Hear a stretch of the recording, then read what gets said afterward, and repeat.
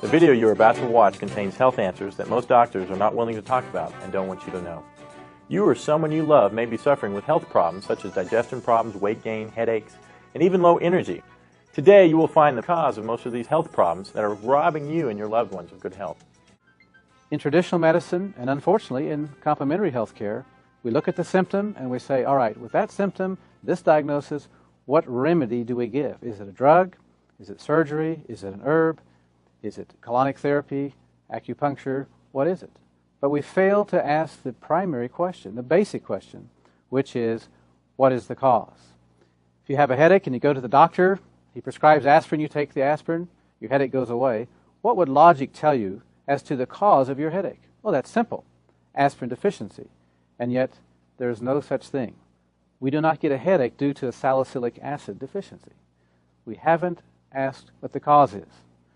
This is like hearing the fire alarm go off in your home and you run up and find the wires to the fire alarm and cut the wire and think, okay, I don't hear the fire alarm anymore, therefore there's no more fire. That's ridiculous. The problem with not looking at causes is that while we're getting relief, we continue to poison the body, we continue to weaken it, and ultimately we end up with some disease process. I believe the number one cause of health problems is auto-intoxication. Auto meaning self, intoxication meaning poisoning. We poison ourselves by our faulty lifestyle. Yes, most of the time out of ignorance. What is the most common cause of auto-intoxication? It's poor bowel function or poor colon health. Oh, come on, you say. That's ridiculous. Well, let me tell you something. There are medical studies that say otherwise. Here are some very interesting facts about our colon. This first one comes from Dr. Anthony Bagier, a professor of gastroenterology in New York, concluded after a 25-year study of over 5,000 cases that every physician should realize that the intestinal toxins are the most important primary and contributing causes of many disorders and health problems of the human body. That's profound. When I went to medical school, chiropractic school, even naturopathic school, I was not taught about the relationship between colon health and physical problems. That is sad. But after 20-plus years of clinical experience and also the hundreds of medical studies, we now know better. The health of the colon does make a difference. In this video, we're going to learn how poor colon health can lead to serious health problems. We're going to learn what auto-intoxication is, what causes it, and what we can do about it. Many of you are hurting, many of you are frustrated, you have health problems you're not finding answers for. Just listen up. We're going to give you hope. There is a solution. To understand auto-intoxication and its relationship to colon health and our health, we need to have a quick anatomy lesson. Let's look at the digestive system. Digestion begins in the mouth. As we chew our food, saliva mixes with the food. Saliva contains some enzymes that begin the process of digesting that food. We swallow the food, it goes down into the stomach where digestion continues. From there, the food goes into the small intestine where digestion finishes up, and then food is absorbed through the villi in the small intestine. After digestion, after absorption, the food is passed on into the large intestine and becomes fecal matter. It goes across the transverse to descending colon, the sigmoid colon, and out through the rectum. Here's a diagram of your small intestine. It is about 25 feet in length and approximately the width of your thumb. On the close-up here, we see what are called villi. These are finger-like projections through which nutrition is absorbed into the bloodstream to nourish the body. Now, eating toxic food, junk food, can cause a film to build up over these villi, which will hinder the absorption of nutrition into the body. And it really doesn't matter how many supplements you take, not going to get the benefit of your money.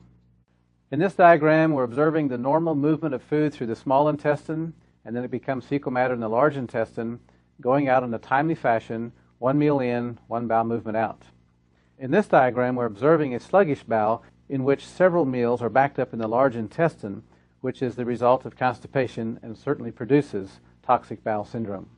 You're supposed to have 2 to 3 bowel movements a day if you're eating 2 to 3 meals a day.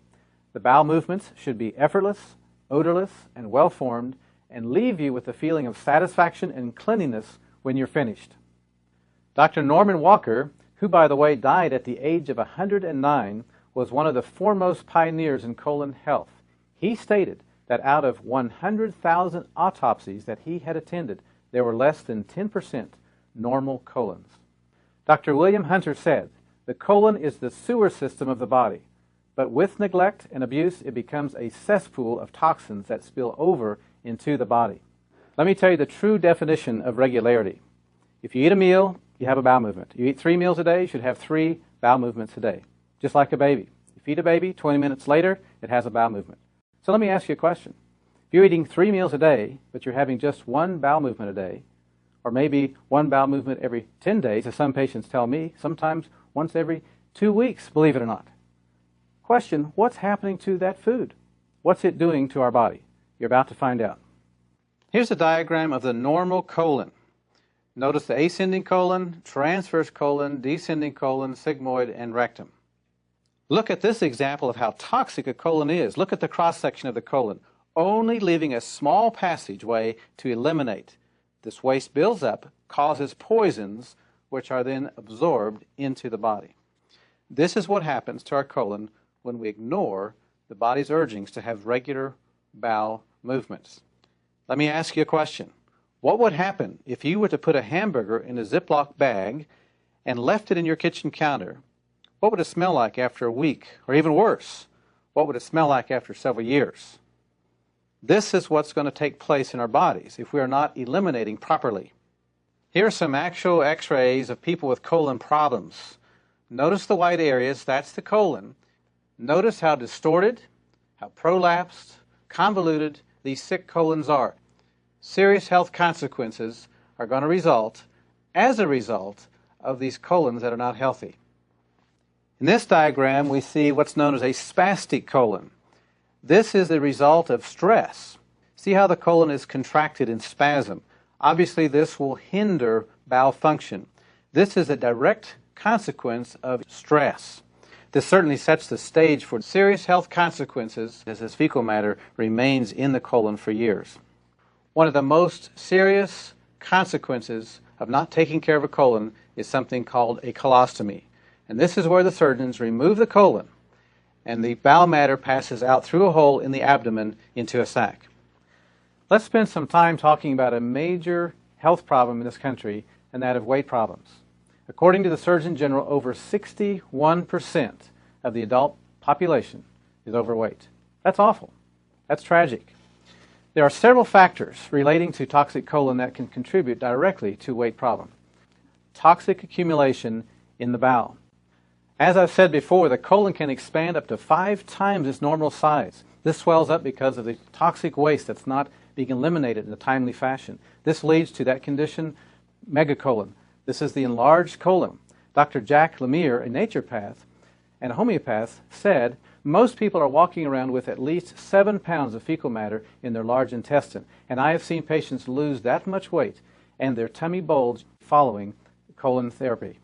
Nutritionist Lindsay Duncan agrees that a clean colon aids in digestion and the ability to metabolize food. I quote, "They think it's normal to have a bowel movement once every few days. I often startle my clients with the question, if we eat 3 meals daily but only eliminate once a day or once every other day, where do you think all the rest of that food?" I want you to imagine not taking your garbage out. Every day you have new trash, it goes in the garbage can, that garbage can gets filled up, you have another one, you fill it up. Imagine not taking your garbage out for a week. How about 2 weeks? How about a year? What's going to happen? What's it going to smell like? What I'm describing is the result of rotting food in the intestine because it's either not being digested properly or there's not adequate bowel function, so the food just sits there and it rots. As a consequence, there is toxic chemicals formed.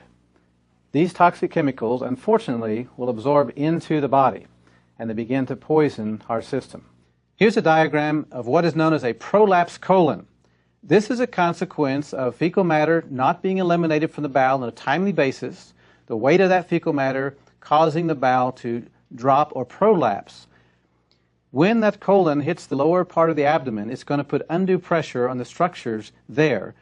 Bladder, perhaps prostate in the male, and in the female, the uterus and the female organs, causing consequences in those areas.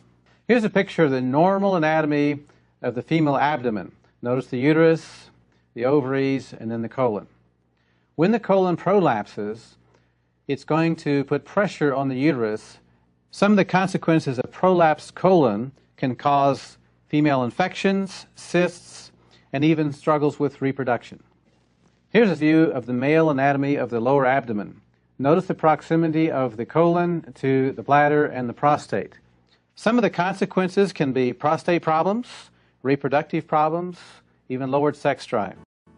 Did you know, according to the Mayo Clinic, over 60 million Americans experience heartburn on a regular basis? What's so amazing is that heartburn, indigestion, and even acid reflux are common symptoms of a toxic colon. Yet, we keep ignoring the actual cause. There are 5 main avenues of waste elimination from the body. The first avenue of elimination is the colon. Another condition that can result of toxic bowel syndrome is called megacolon. Now, megacolon is when the colon of normal size expands up to 5 times its normal size. This is simply due to poor bowel function, not eliminating on a timely basis. As a consequence, the toxic debris sits in the colon for days, perhaps, and weeks, we don't know. You know this person who's got the big gut, skinny legs. You ever look at that and wonder what's going on there? Now you know. How about halitosis, bad breath? That's another consequence of toxic bowel syndrome. This is where the toxins absorb into the body and they're exhaled through our lungs. So that brings us to the next avenue of elimination, which is the liver. The liver is designed to filter the blood. If the colon becomes plugged up and we have this rotting material, it's got to overflow somewhere. The liver is the first one to get it, and we'll have certain symptoms that can result from that. For example, headaches. This is simply the brain crying out because it doesn't like this toxic blood that the liver is not filtering. Low energy. We can even have memory problems because if the blood is toxic, we don't think as well. Lowered sex drive, cholesterol problems. The liver is the primary gatekeeper of the blood fats, and if it's congested, it can struggle to maintain our cholesterol level.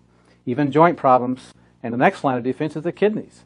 Since the colon, the first line of defense, is not able to handle it, then somebody else has to. So now we have the kidneys are overloaded. Going to have kidney problems. Consequence of that can be blood pressure problems, even low back pain. What's the next avenue of elimination? The lungs. The lungs can also get in on the act of having to deal with some of these toxins. We already mentioned bad breath. How about asthma, allergies, even our skin? The skin is one of the largest organs of waste elimination of the body. But if the colon's backed up and the liver's backed up, the skin becomes a relief valve for the liver and for the kidneys. And so we're going to have skin problems, all a consequence of poor bowel function. Let me ask you a question. If you're taking a bath or a shower every day to keep the outside clean, why wouldn't you want to keep the inside clean too? It just makes sense. This whole auto-intoxication process can lead to premature aging, never mind disease. Remember, we age from the inside out, not the outside in.